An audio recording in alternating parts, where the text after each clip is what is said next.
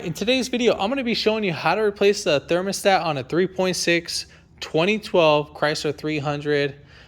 It's a very simple process, nothing too crazy. Thermostat's like right up here.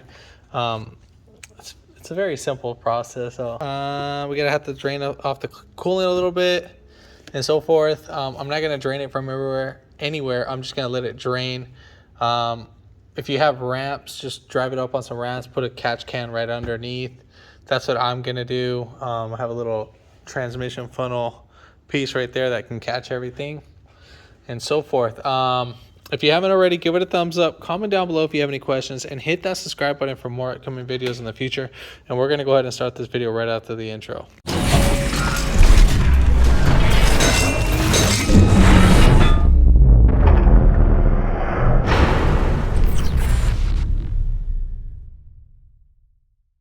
All right, first things first, we're gonna go ahead and lift this guy right up just to move this bad boy right out the way. We'll just set that right over there. Now, there's two ways we can either do this. We can just disconnect this over here. Let's see, I think, it's loose up here. All right, cool, that even makes it even better. If you had a flathead screwdriver, we would loosen it up from right here. We have our temp sensor, so we're just gonna, there's a little clip right here that you can see. You're gonna press that little tab right there. Once you hear it pop, you can pull it out. I mean, at this point, you can just move it around just like that. If not, if it's bugging you, you can loosen it up from right there. And then, again, another flathead, and then just move that out the way. So right here is our thermostat. Looks like a 10 mil right there. Looks like it's leaking.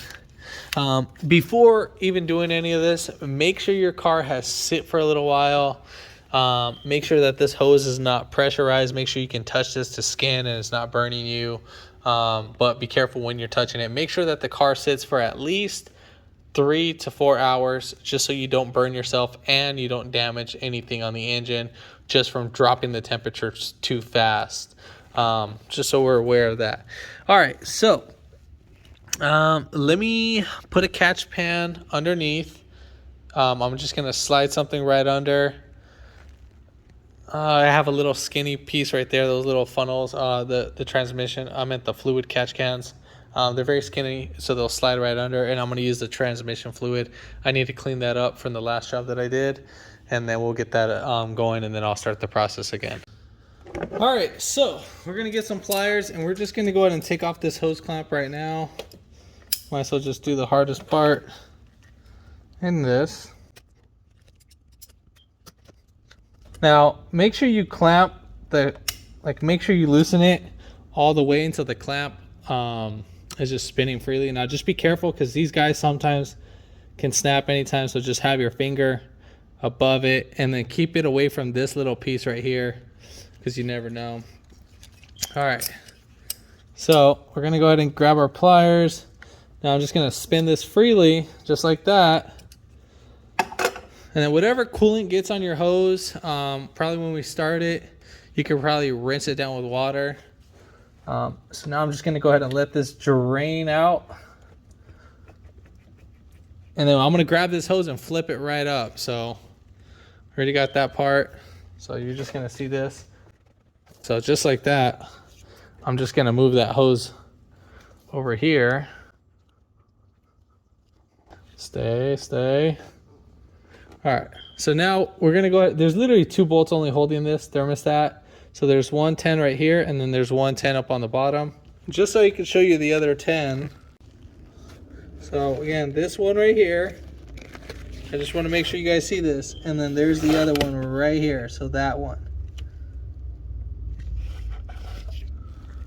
So once we take off this one, a lot of coolant's gonna start shooting out.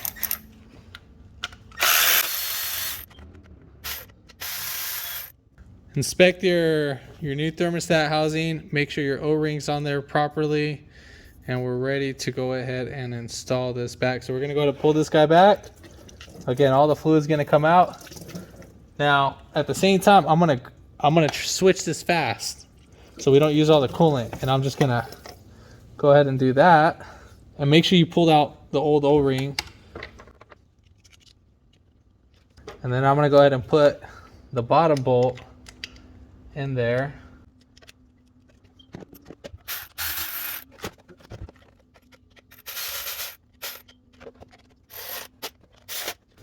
All right, so we got that in there, and that's pretty much it. All right, so now we're ready to put on our hose. Now make sure you do that one fast. I'm gonna curve it just like that. Back that up just a little bit. So I'm gonna bend it at an angle and then shoot it right up in there.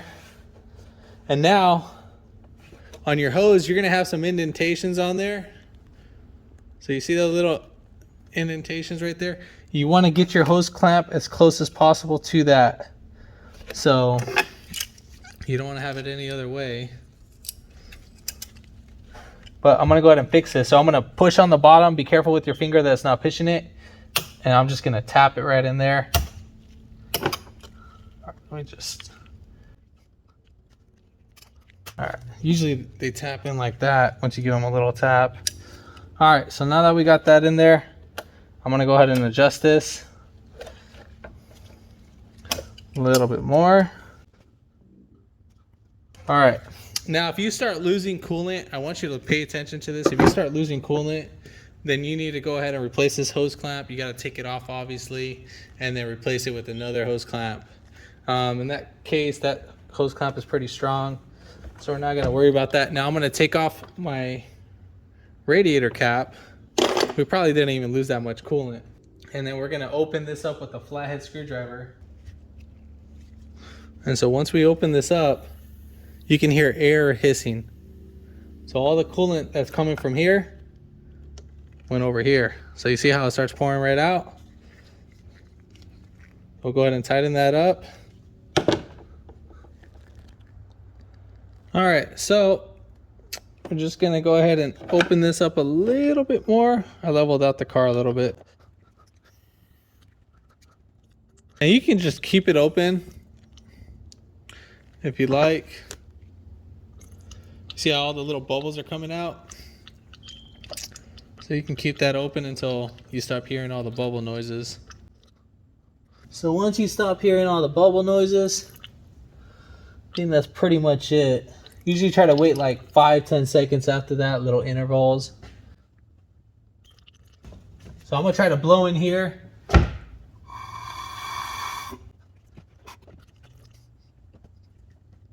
All right, so that seems about it.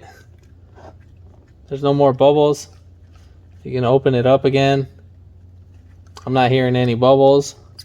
So usually I like to wait like 10 seconds right after each bubble. And if you don't hear any bubbles after those 10 seconds, then I mean, that's pretty much it. Let me go ahead and we're gonna put this guy back on. And then just loosen up this. I'll put that in there.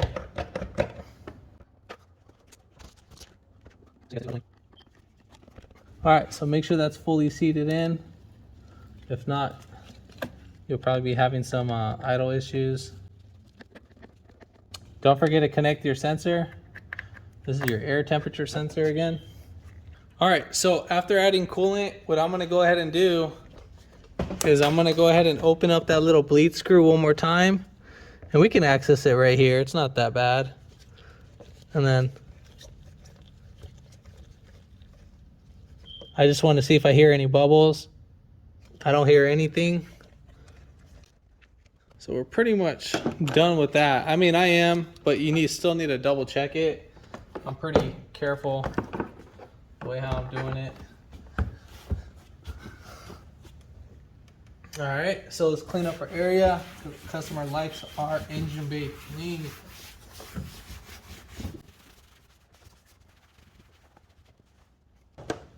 All right, so let's put it back on our radiator cap.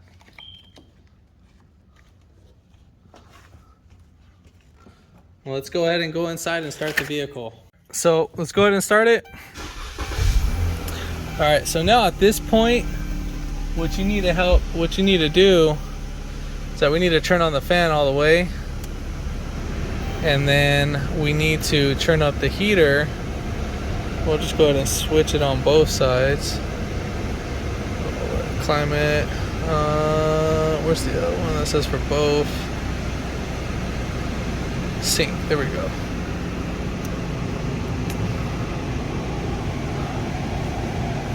So make sure you pay attention to your temperature. I think it gives you an option.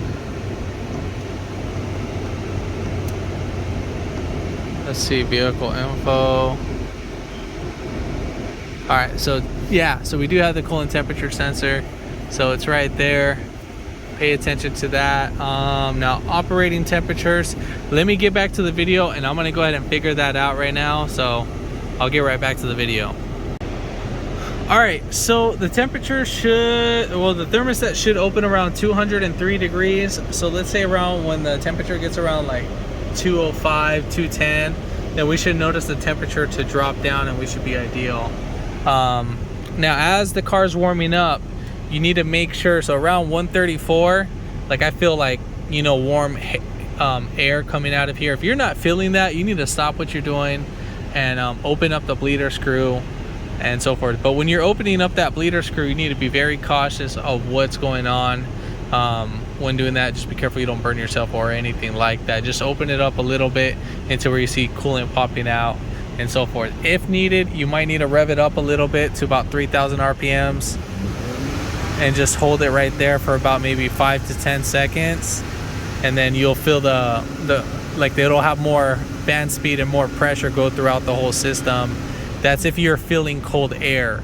Right now I'm getting hot, like I mean about some decent warm air that's going over to hot, so I know everything is working and so forth. But yeah, other than this, if this video helped you out, give it a thumbs up, comment down below if you have any questions, and hit that subscribe button for more coming videos in the future. And thanks for watching.